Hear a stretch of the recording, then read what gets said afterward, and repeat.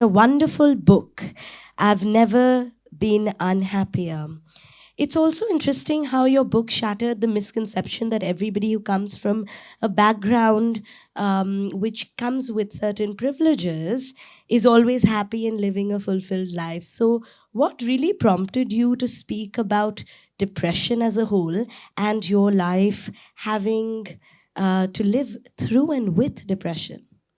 It was never, honestly, it was never a plan. I never planned to talk about it. But I think what I realized one day was how, literally, the way that I first talked about my mental health was I was having a really, really terrible day. And I was lying in bed and I was looking for a picture to post on Instagram because I was having social media FOMO. And I was like, I haven't posted something in a while. I should post something. And everything I was looking for was a happy picture. Everything I was looking for was completely at odds with how I was actually feeling. So I said, you know what, let me actually talk about how I'm feeling, because all we do constantly, what do you do? What's the first thing you do when somebody says, hey, how are you? Reflex, I'm good. Yeah. I'm good. That's your reflex. Your reflex is, I'm good. You're not actually answering the question. A, you don't think anyone's actually asking. Yes. But B, you're also not actually answering the question. We're constantly, I feel like we are all wearing masks all of the time. And they're just it's how we're conditioned to be. And I realized I was just spending a lot of time and a lot of energy pretending to be something that I wasn't.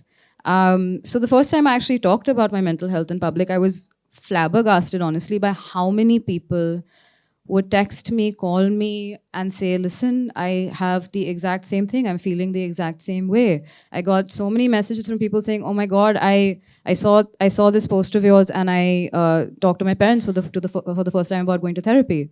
And once you share how you're actually feeling, you realize that you're not alone in that. We all think that our fears and our insecurities are just us and we're the only ones who feel that way, but that's because we don't talk to other people about it. As soon as you open up and talk to someone, you realize everybody is feeling something, everyone is going through something, everyone is hurting in some way or the other. So I think it was just really important for me to just start to have that conversation personally for myself. And it was partially a selfish thing. I wanted to stop hiding. I wanted to stop expending energy on pretending to be something that I wasn't. Because once I stopped doing that, I could actually focus on how I was feeling. So when somebody says, hey, how are you now? I say, not so good. I'm not. It's okay. I didn't sleep very well last night. I'm not doing very well. And not everyone can really deal with that. A lot of people are like, oh, okay, but I feel better doing it. So yeah, I think it was just really important for me to start having an honest discourse and an honest conversation. And I can't stress this enough. It's completely changed my life. How wonderful. Let's hear it up for that, because I know one of the most daunting and most difficult things is facing yourself. Why is going to therapy so difficult? It is because it pains. It uncovers you. And we all need to stand up for ourselves and those children within us. It is connection over command, my dear parents, and it is acceptance over authority. Because सच तो ये है कि ये सिर्फ marks है, life का benchmark नहीं. So thank you so much, MTV, for putting this together, for all of us. A big shout out to Epigamia, our snack partners, Trijog, our wellness partners, Anchal's wonderful organization standing with us as our mental health and wellness partners as well. And we do have our helpline partners, which is Telemanas. On that note, with one word from our panel members on what is the one word they would like to leave parents with today is what I would like to close this panel on.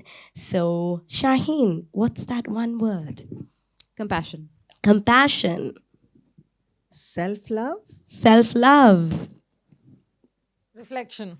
Reflection. Don't advise, let them learn. Learning. That's so beautiful. So, on that note of compassion, self love, reflection, and learning, we all are going to come together and be one and do our part for not only our children, but more importantly, even ourselves. Thank you so much. I am Arushi Sethi Shah, your host, dost, your mental health advocate, and right here with you all in Skin and Spirit today. Thank you so much for having us.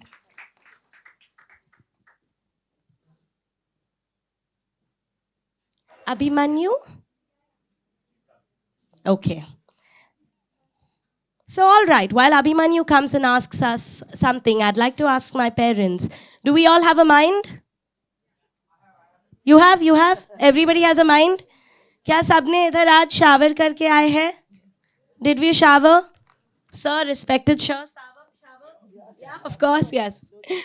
So when we wash our physical body every single day, where do we cleanse our mind? हमारे mind को हम स्नान कहाँ पे देते हैं? Where do we? And we, as the youth of today and the parents of today, need to encourage ourselves and our students to start showering their mind. And that is what mental health care, therapy, learning about yourself really, really is. So I would encourage all our parents today to walk with the four cornerstones and also become champions of mental health.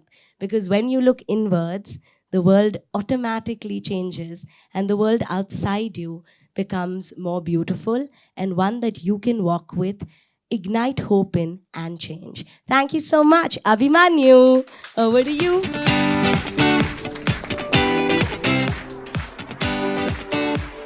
I was listening to the whole press conference that was happening here, and कुछ जो बातें कही वो बिल्कुल it stayed at home. Resilience, how you spoke about they cannot just be categorized as friends when you're talking about the parent-children relationship. How you spoke about coming from a background like that and still being vulnerable enough to talk about it. And last but not the least, what Arushi said. मैं खुद अभी पढ़ाई कर रहा हूँ. I'm doing my masters in philosophy and comparative religion. And you said this one thing about how to look inwards. And that's what a lot of philosophies have actually originated from. It's just we have lost our path.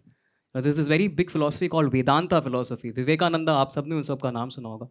And he talks about looking inside. He talks about वो जो बाहर का है ना कि वो validation and that validation. उन सब validation में कुछ ना कुछ कमियां रह जाएंगी. You know, 90% होगा, then there'll be 92, then there'll be 94, 96, 98 के बाद entrance test, इसका कोई अंत नहीं है. So I think a superb conversation by all on the panel. A huge round of applause, guys, for them.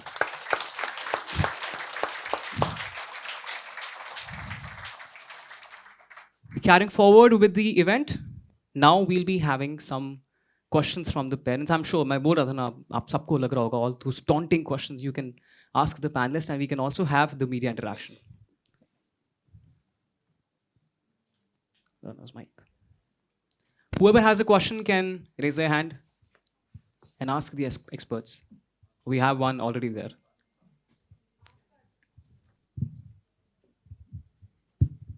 Hello. Hi, Shaheen. Firstly, I hope you're doing well. And it's a great campaign, we as always know. So firstly, I just want to ask you, what was that one thing that came in your mind when you were going on board? For this campaign? Yeah. I mean, I was just thinking about my own journey as a student, and you know how much turmoil you can go through as a student, because when you're in school and college, I think what we all don't realize is that it becomes your whole life. You know, it becomes your whole life because that's the environment you're in day in and day out. It becomes your parents' whole life because also that's the environment they see you in day and day out. And I think it's very easy to forget that school and college life is a part of your entire life. It's not the entirety of it. It's a facet of it. It's one part of it. And I think the reason that there's so much depression and there's so much anxiety in students is because as students you can't see past that. You don't know, you can't envision what your life is going to look like in 5 or 10 or 15 years. As adults we can do that. I can look 5 years into the future because I kind of know, I've had a lot of experiences. As a student you don't know in 5 years what your life is going to look like. So the environment that you're in becomes your entire world.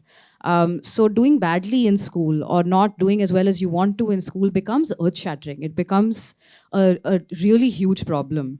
So for me, it was just thinking about how stressful that can be for a student. And I just think like I said, it's a really important conversation for us to start having. What education is, what we define education as, what we want it to be, how we want to shape education. It's so much more than just learning history and geography. It's, your education encompasses who you become as a person, who you want to be as a person, and what we define success as. So these are all things that I was kind of thinking about. Thank you. Thank you so much for that. Hello, here. Shine here. Yeah. Shilpa here from Mayapuri magazine. My question is for you, Shaheen. How often do you and Alia talk or speak about mental health? I mean, my whole family and my friends, we talk about it very frequently. It's a very big part of our lives.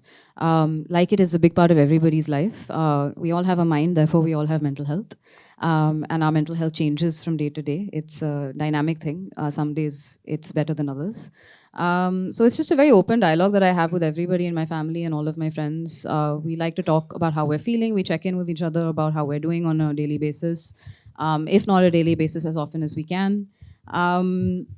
And yeah, it's something that you have to work at, and that's something that we really try to do.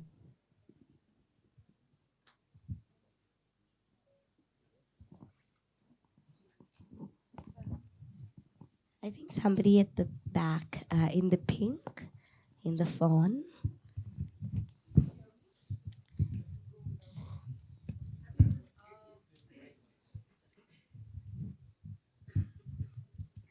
Hi. Thanks to all of you. And this is a very interesting and I think relevant topic to discuss. But, I'm one of those parents who tell my children just pass so that you don't have to repeat the exams. But the fact of the matter is that unless we change the system, I mean, it's good to talk to the parents, but we are responding to the education system where the cutoffs are 95, 99, so eventually, however cool you are as a parent, the child goes through like a lot of pangs when it comes to taking admission. So this conversation really needs to happen with the educationists, the systems. That system really needs to change, and that will also help the parents in sort of reassessing their attitude towards their children. Absolutely. I think that's very beautifully said.